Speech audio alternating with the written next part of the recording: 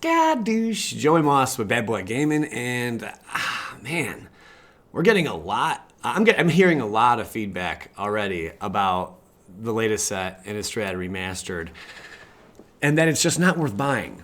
So I thought in today's video we're gonna explore.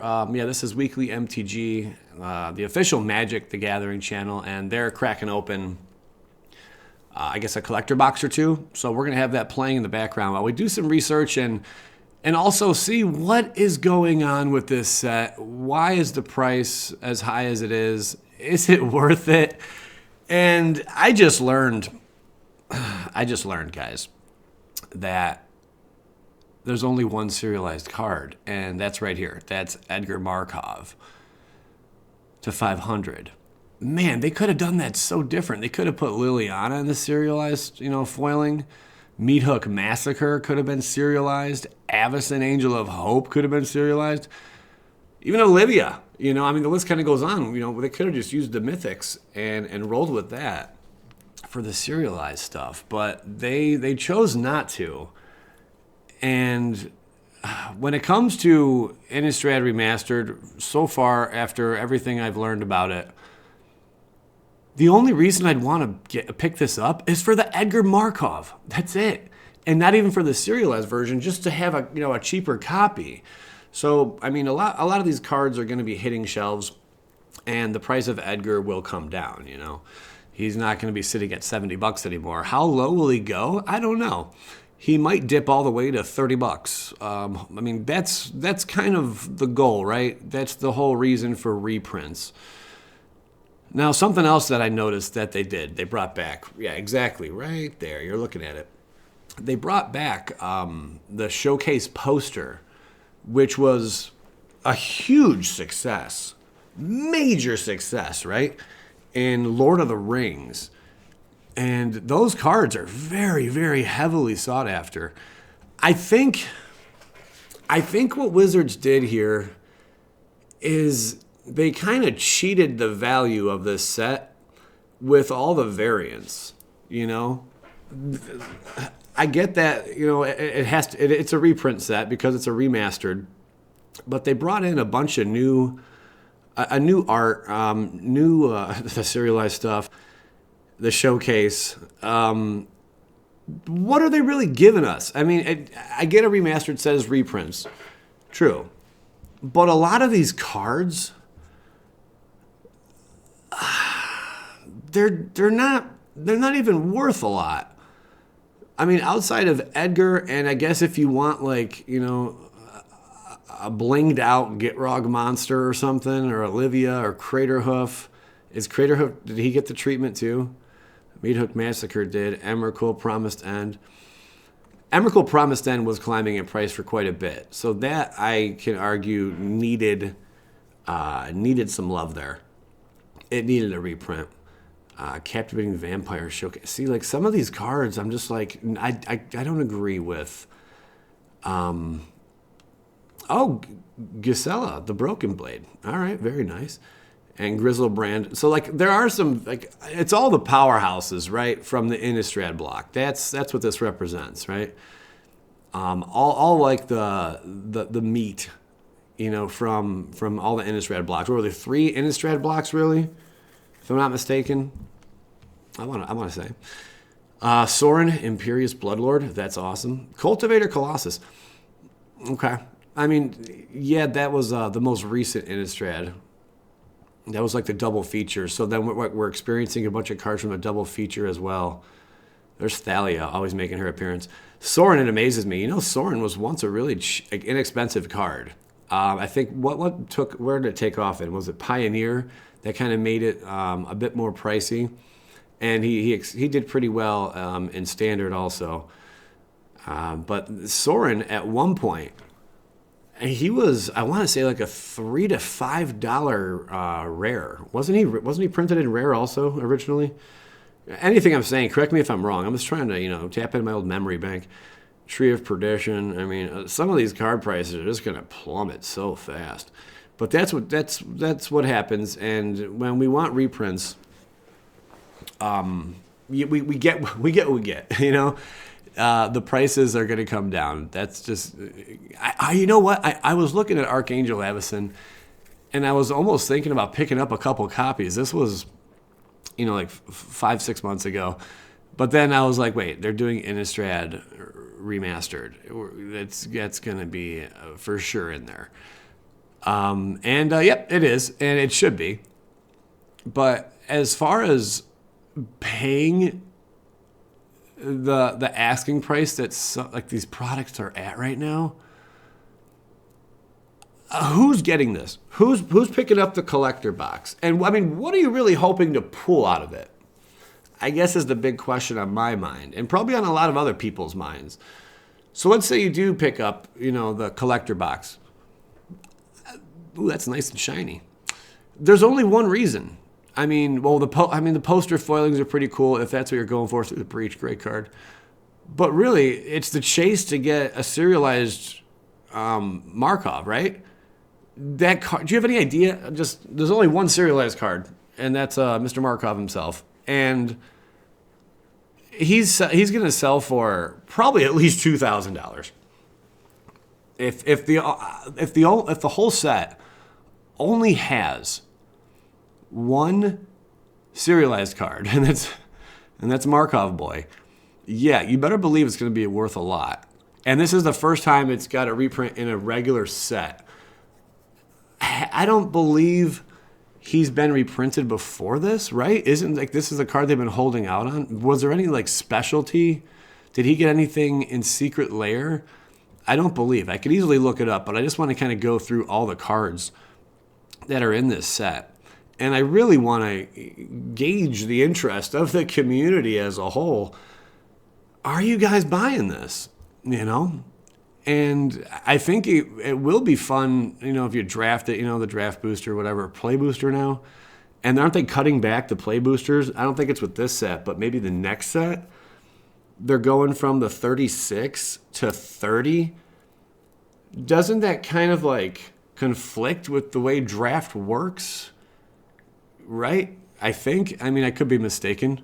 Maybe they're trying to shrink the draft pool. I don't know exactly how that's going down. But yeah.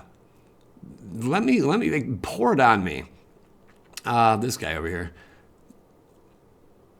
I wish I could get my hands on this product as early as, some of the fortunate creators who Wizards, kind of handpicked. Pleasant Kenobi, hats off to you. You do good things. So they picked the good guy. They picked a good one for this to give it, the product early. But I thought it was kind of weird that they only gave Kenobi. It was like a few booster packs and like a handful of draft. I'm like, why wouldn't they just send him a box? Or did they send him a box? Like, I mean, according to the video I watched, they did not. They just sent him loose packs. That's so odd. Like, Wizards, why would you do that? Why not just send them, a complete box of collector and a complete play booster box? But this it fascinates me how things have changed. When it comes to getting a product early. A lot of people seem to be able to do it now, and that's because they have they either own like a local game store that has like that crazy WPN status, or they know someone in the chain, and that's pretty neat. But man, the times have changed from when I used to crack these, and I'd be like one of the first ones to open them, and trust me, that did feel good.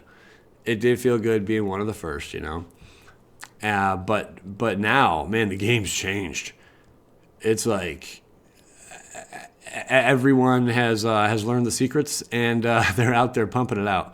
So we are, 2 weeks?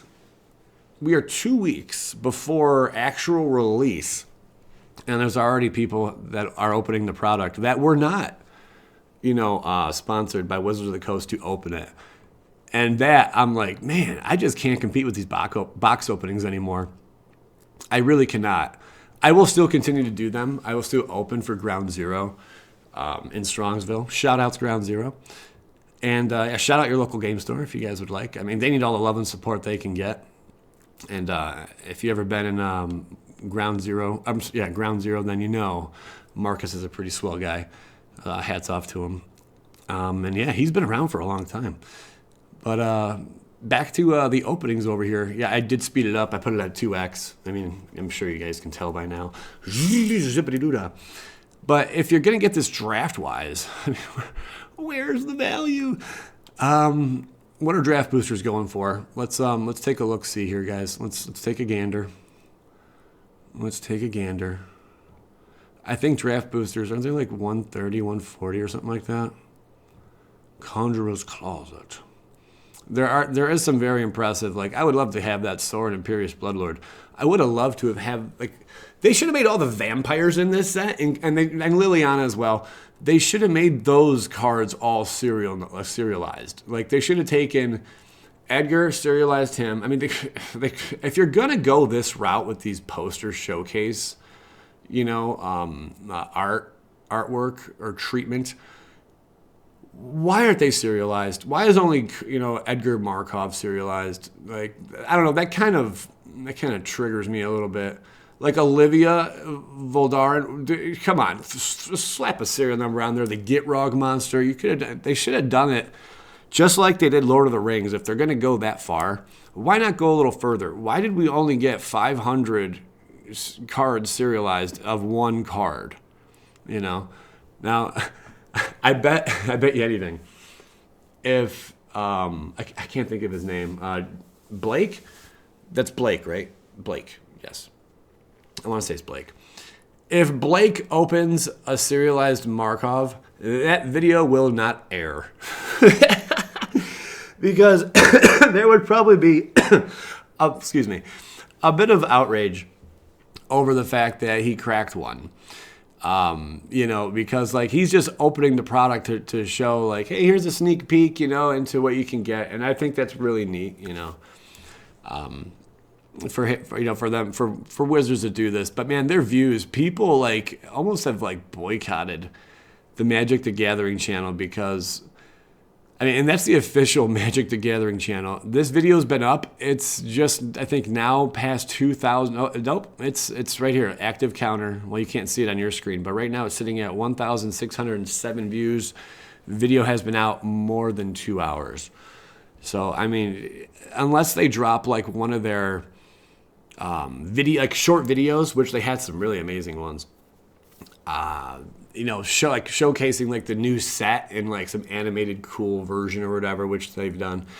The views really just aren't there, and I know why. I'm not gonna say it, but if anyone else wants to say it, please do. I wonder if you guys can nail it. There's a couple contributing factors, at least a couple contributing factors, probably 3 or 4. But there's 1 or 2 major reasons why the channel just does not get many views. And it should be, but it's not. And I don't want to say it because I'll sound like a jerk, but just somebody out there, you know what I'm talking about. Just spit it out, man. Oh yeah, we are focused on the product. Let's give it a go. All right, so here are the boxes. 173. Okay. That seems a bit high. These boxes should be like 130 range, 120.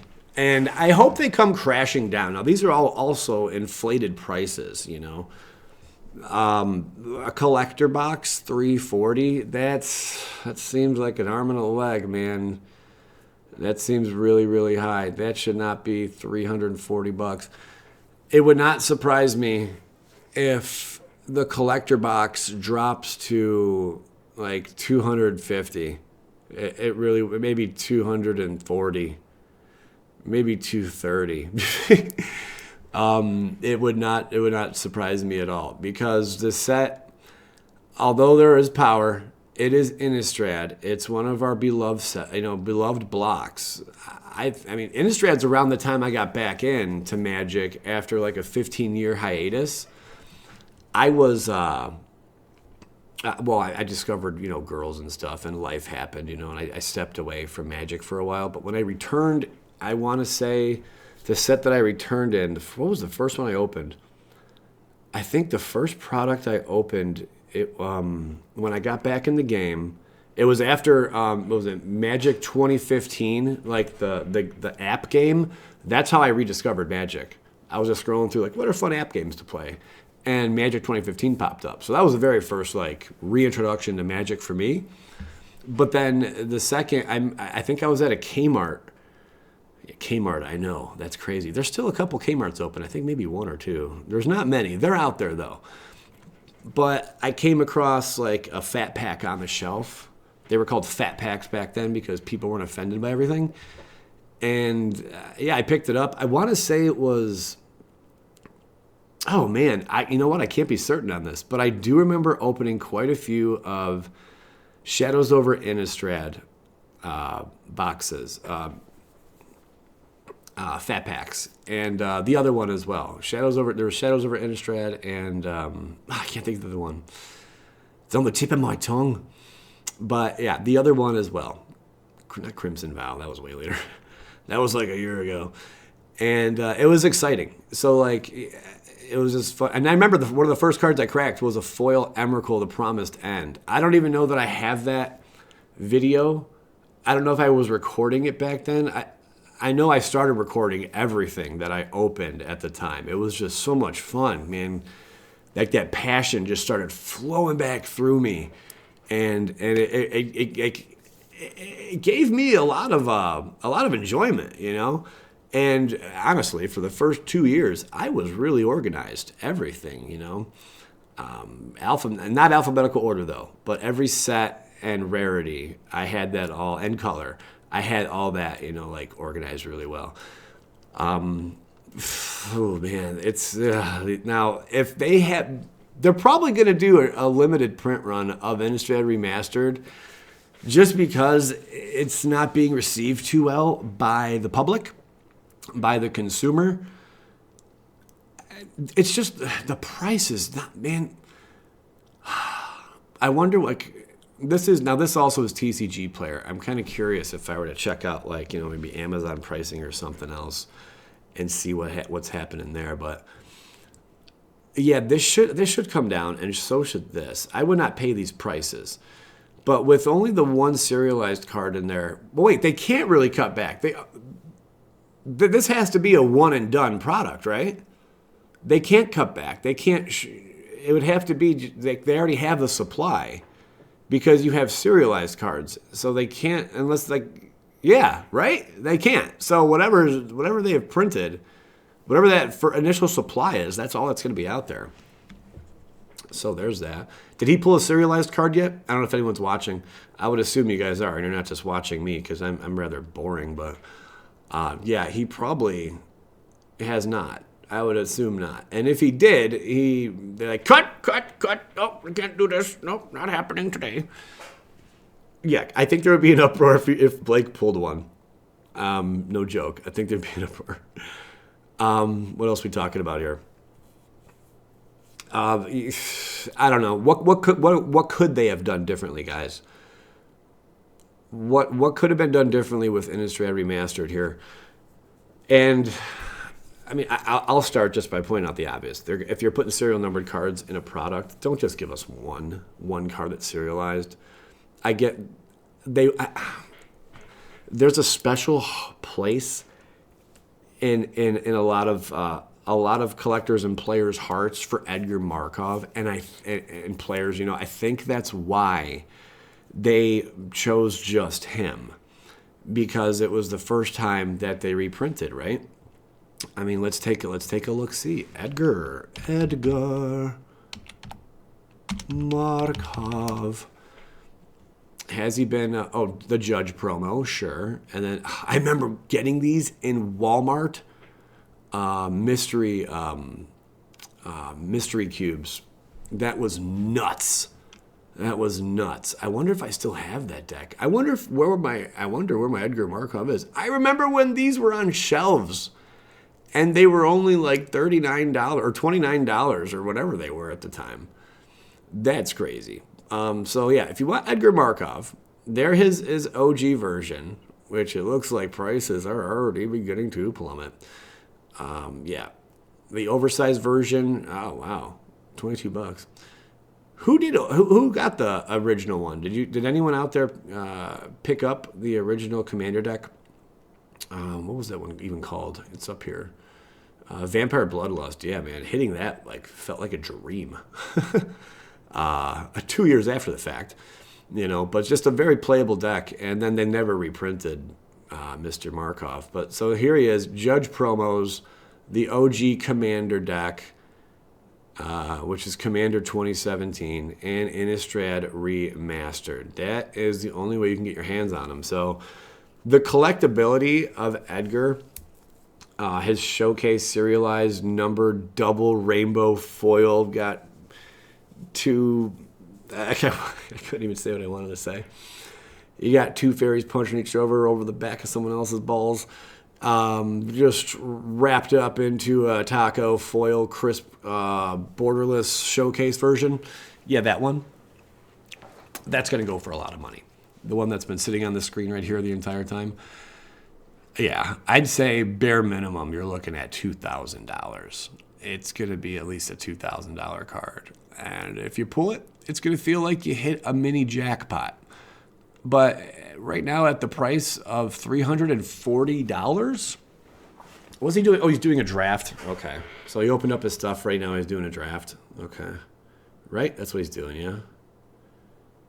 Yeah, he's just doing a draft. I believe that's all he's doing. But yeah, if you hit that, it's going to feel really good. But what do you guys say? What could they have done differently with this product? What should they have done? And what should they do next time, that